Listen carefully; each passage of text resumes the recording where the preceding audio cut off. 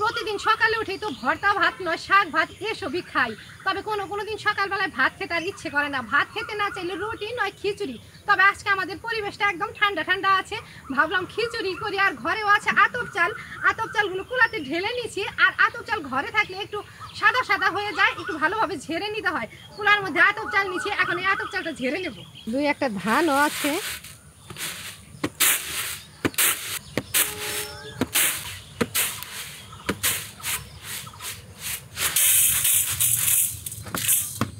উনুন জ্বালিয়ে নিয়েছি, কড়াইটা বসিয়ে দিব। কড়াই বসালাম।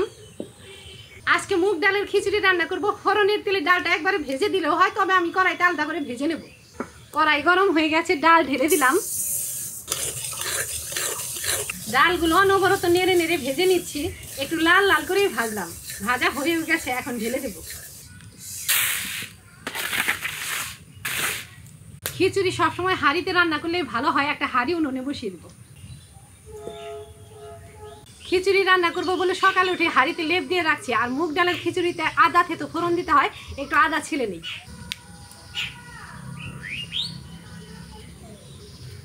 আদা ছিলে ধুয়ে নিলাম, এখন শিলে থেতে নিই। এদিকে হাঁড়ি গরম হয়ে গেছে, হাঁড়িতে সর্ষের তেল দেব। সর্ষের তেল দিলাম। ফোড়ন দেবো তেজপাতা, শুকনা লঙ্কা, 5 ফোড়ন আর থেতো আদা। আর শুকনা লঙ্কাটা একটু বেশি দেবো, খিচুড়িতে ফোড়নের লঙ্কা ডলে ডলে খেতে ভালো লাগে। তেজপাতা 2 টুকরা করে দিলাম। বেশি বেশি খিচুড়ি রান্না করলে তো বোটা সহ শুকনা লঙ্কাই দেয়, আমি শুকনা লঙ্কার বোটাটা ছাড়িয়ে নিলাম, এখন দেব 5 ফোড়ন। পাটা থেকে আদা থেতো নিয়ে নিলাম, তেলের উপরে দিয়ে দিই। নেড়ে চেড়ে ভাজা ভাজা করে নেই। ফোড়নটা একদম পোড়া পোড়া হয়ে গেছে, এখনই জল ঢেলে দেব। জল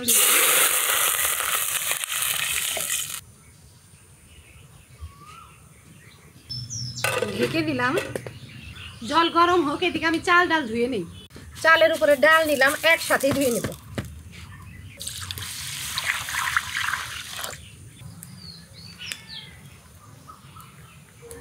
কলতলা থেকে খুকি একদম চাল ডাল পরিষ্কার করে ধুয়ে নিয়ে এসেছে। এদিকে হাঁড়ির জল গরম হয়ে গেছে, এখন এই গরম জল চাল ডালগুলো দিয়ে দেব।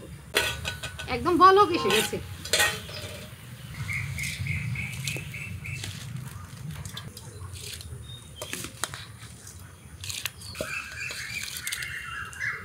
নেড়ে দিই, নইলে আতপ চাল গলা ধরে যাবে।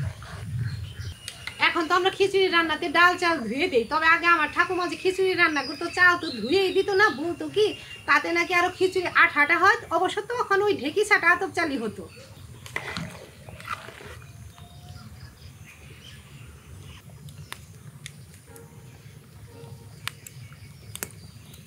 বলক তো এসেই গেছে, নুনটা দিয়ে দিই, আস্তে আস্তে গলতে থাকুক।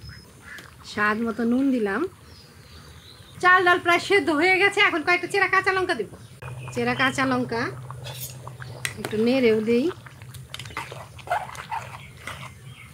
খিচুড়ির সাথে খাওয়ার জন্য মিষ্টি কুমড়ার চাক ভাজা করবো, সাথে বেগুনও ভাজা করবো। এই যে বেগুনও নিয়ে আসছে।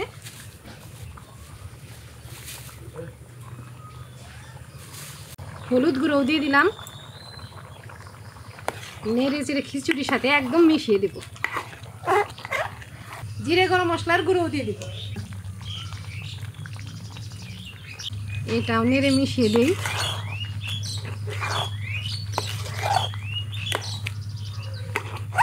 এরকম ডেলি রান্নার খিচুড়িতে সাধারণত আমরা ঘি দিই না, তবে ঘরে ঘি আছে, 1 চামচ ঘিও দিয়ে দিব।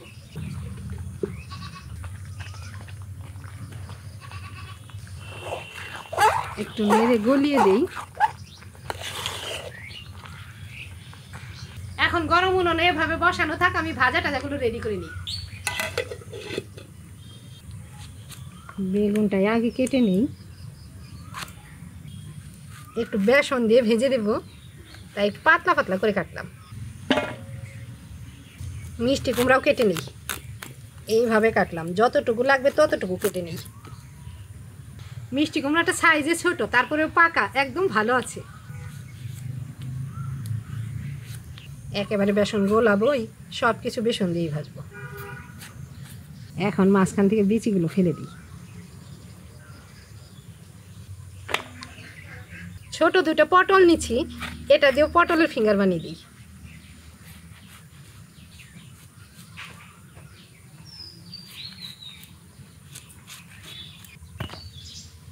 খিচুড়ি তো উনুনে বসিয়ে রাখছি, একটু নেড়ে চেড়ে নামিয়ে দিই। এখন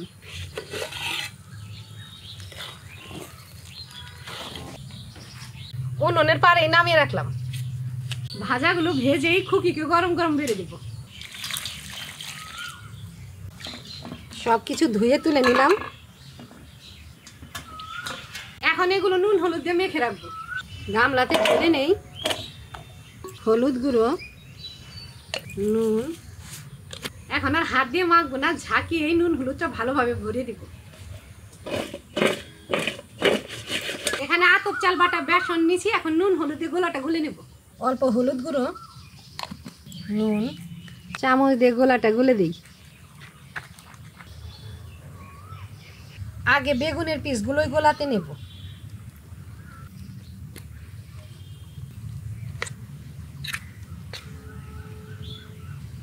ভাজাগুলো ভাজার জন্য কড়াইতে সাদা তেল দিব। কড়াইও গরম হয়ে গেছে, এখনই তেলটা দিয়ে দিব।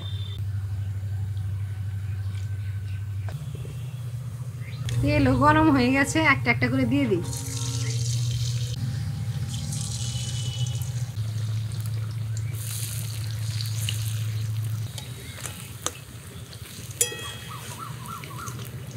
প্রথম কড়াইয়ের বেগুনের পিসগুলো ভাজা হয়ে গেছে, নামিয়ে দিয়ে মিষ্টি কুমড়াগুলো ভাজবো।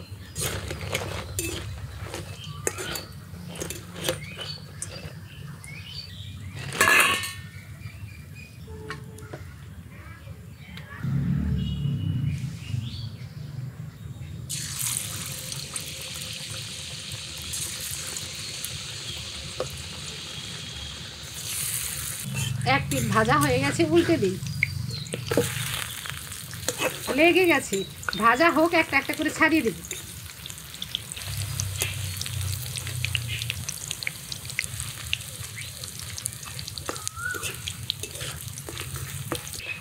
এগুলো ভাজা হয়ে গেছে।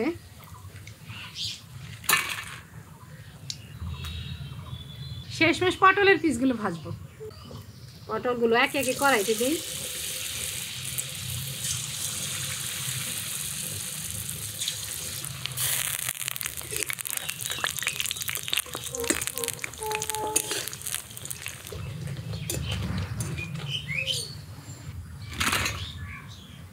থালা ধুয়ে নিলাম, এখন দুই থালাতে বেড়ে মা মেয়েতে খেয়ে নেই।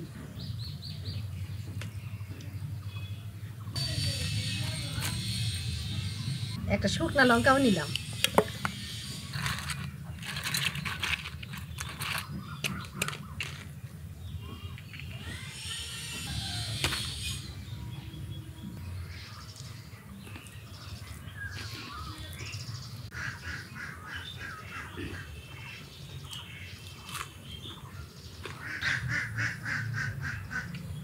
পটল ভাজাটাও খাই।